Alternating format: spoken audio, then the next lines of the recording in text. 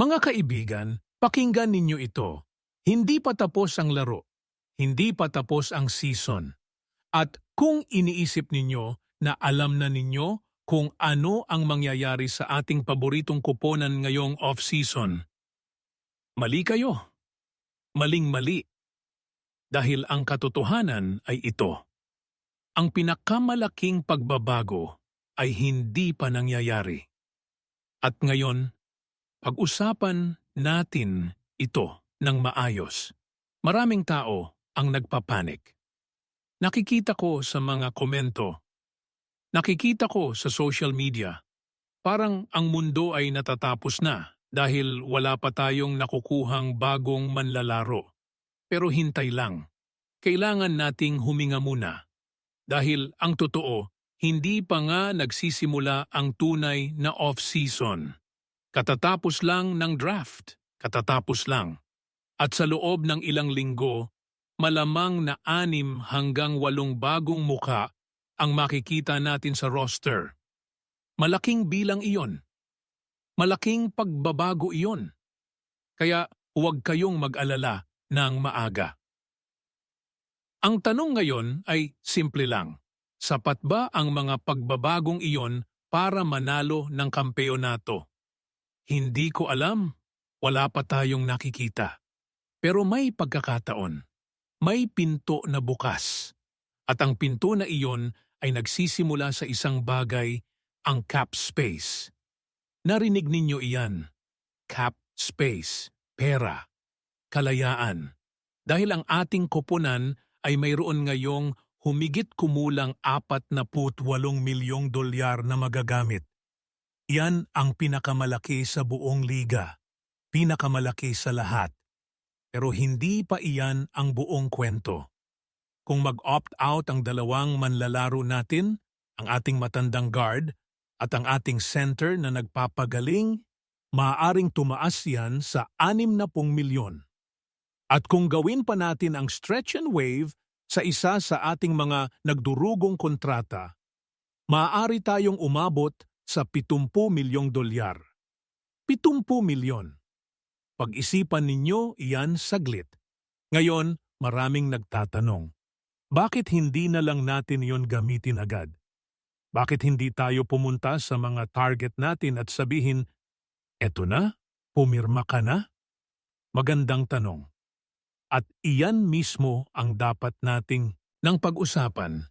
Ngayon, may 2 manlalaro na talagang gusto natin. Isang malaking wing mula sa Colorado at isang center na nanggaling sa Utah. Pareho silang young, pareho silang may potensyal, at pareho silang restricted free agents. Ang ibig sabihin noon, kahit pumirma sila sa ating alok, ang kanilang dating koponan ay may 48 oras para itugma ang kontrata. 48 oras na hindi tayo makakilos. 48 oras na naghihintay tayo sa desisyon ng ibang tao. Kaya ang tanong ay, gagawin ba nating sabay ang 2? Ibibigay ba natin ang 35 milyon sa isa at 35 milyon sa isa pa? Sa iisang sandali, kung mayroon tayong 70 milyon, posible iyon. Dahil pag natanggap ng isa at hindi sinabayan ng kanyang dati koponan, panalo tayo. At pag natanggap ng isa pa, jackpot. Pero ang panganib ay ito. Paano kung pareho silang sinabayan? Paano kung ginagastos natin ang ating oras at pera sa 2 manlalaro na hindi naman natin nakukuha? At sa panahon na iyon, lahat ng ibang available na players, nakapirma na sila sa ibang koponan. Yan ang bangungot ng bawat general manager. Yan ang sitwasyon na ayaw nating mapunta. Kaya may isa pang paraan, isa-isa. Mag-alok sa isa. Hintayin ang sagot. Kung ayaw ng dating koponan na itugma, maligayang pagdating sa ating pamilya. Kung itutugma nila, sige, lumipat tayo sa susunod na target. Mas maingat, mas kontrolado, hindi gaanong kapanapanabik, pero mas ligtas. Pero heto ang aking personal na paniniwala. Kung maabot natin ang 70 milyon, gawin nating sabay. Dahil sa free agency, ang panahon ay ginto, hindi tayo makakapaghintay. Ang mga manlalaro ay napupunta sa pinakamabilis na nag-alok. At kung gusto nating manalo, hindi tayo makakapag-atubili. Kung nagugustuhan ninyo ang ganitong uri ng talakayan tungkol sa ating paboritong koponan, ibahagi ninyo ito sa inyong mga kaibigan at kapwa fans. Sama-sama tayong sumusubaybay. Sama-sama tayong nananabik. I-share ninyo ito ngayon para mas marami tayong makasama sa pag-uusap na ito. Ngayon, pag-usapan natin ang tungkol sa center position. Dahil dito naman talaga nagsisimula ang problema, hindi ba? Mayroon tayong mga magagandang wing. Mayroon tayong manlalaro sa labas. Pero ang center, iyan ang butas sa ating barko. At kailangan nating tapunan iyan ng tamang taong makakatulong. Ang magandang balita, hindi lang iisa o dalawa ang ating options. Marami. Mitchell Robinson, Robert Williams, dalawang center na may malaking katawan, matibay na depensa at kontratang hindi masyadong mahal. Hindi sila superstar. Hindi sila magbibigay sa inyo ng 20 puntos bawat gabi. Pero bibigyan nila tayo ng presensya sa loob, magbo-block ng shot, magre-rebound. At iyon ang kailangan natin. Iyon ang kulang sa ating koponan noong nakaraang season. At huwag nating kalimutan, hindi lang free agency ang sagot. May trades pa rin. Mayroon pa ring ibang paraan para mapalakas ang koponan. Halimbawa, ang New York, may manlalaro silang center na malamang ay mawawalan ng trabaho dahil sa kanilang mga plano ngayong off-season. At kung maaari tayong makipag-usap sa kanila, sign and trade, maliliit na assets, kahit anong paraan, baka makuha pa natin ang center na iyon nang hindi nasasayang ang ating cap space. Ang punto ko ay ito, maraming landas, maraming pagkakataon. Hindi isang tao lang ang magliligtas sa atin. Hindi isang trade lang ang magtataas sa atin. Ito ay kolektibong pagsisikap. At ang management natin, naniniwala ako na alam nila ang ginagawa nila. At alam ninyo, may mga tao na nagsasabi na ang free agency ngayong taon ay mahina, na walang malalaking pangalan, na hindi kagulat-gulat ang listahan ng available na players. Pero heto ang aking sagot. Hindi natin kailangan ng isa pang superstar. Mayroon na tayong 2 superstar.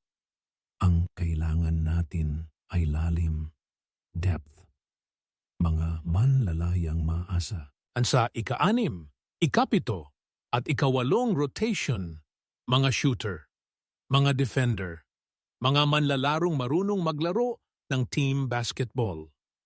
At sa gayon na pag-iisip, ang free agency ngayong taon ay perpekto para sa atin.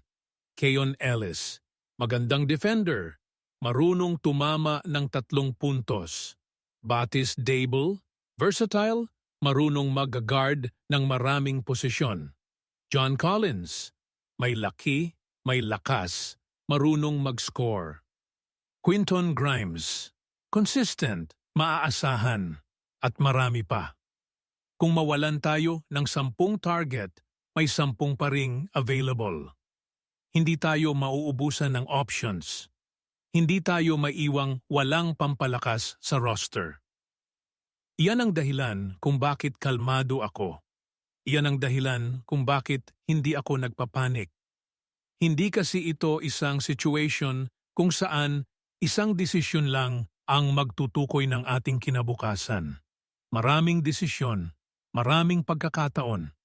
At ang bawat isa sa mga iyon ay nagbubukas ng bagong pintuan, Pero heto ang pinakamahalagang bahagi ng lahat ng ito.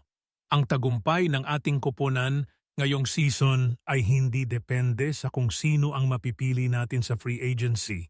Depende ito sa kung paano maglalaro ang lahat ng iyon ng magkasama. Ang chemistry, ang tiwala, ang kolektibong pagnanais na manalo. At iyan ang bagay na hindi mo mabibili ng pera. Hindi mo mahahanap sa kahit anong trade. Kailangan itong buuin. Araw-araw, training camp, pre-season, regular season, hanggang sa maabot natin ang punto kung saan ang lahat ay nagtutulungan, nagmamahal sa isa't isa, at handang mag-alay ng sarili para sa koponan. Yan ang uri ng koponan na nagwawagi ng kampyonato. Hindi ang mga koponan na puno ng superstar pero walang puso. Hindi ang mga koponan na may lahat ng pera pero walang layunin. Ang mga nagwawagi ay ang mga koponan na naniniwala sa isa't isa, na nagtatrabaho ng higit pa sa inaasahan, na bumabalik sa basics, depensa, rebound, at team basketball. At naniniwala ako na ang ating paboritong koponan ay may lahat ng iyon.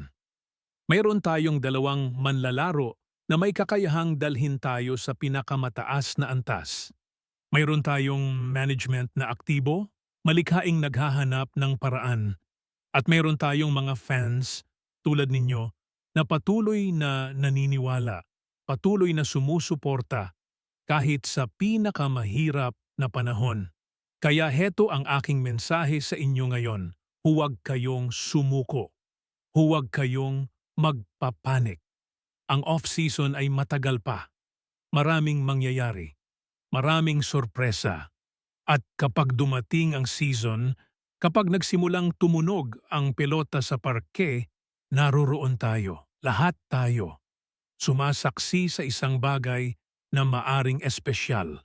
Ito ay simula pa lang. At ang pinakamahusay na parte, hindi pa nangyayari.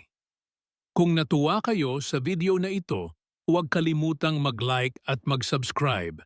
I-share ninyo ito sa lahat ng kapwa fans ninyo. At sa komento sa ibaba, sabihin ninyo sa akin sino ang gusto ninyong makita sa ating roster ngayong season. Pakinggan ko ang bawat isa sa inyo. Hanggang sa susunod, ingat kayo at laban lang.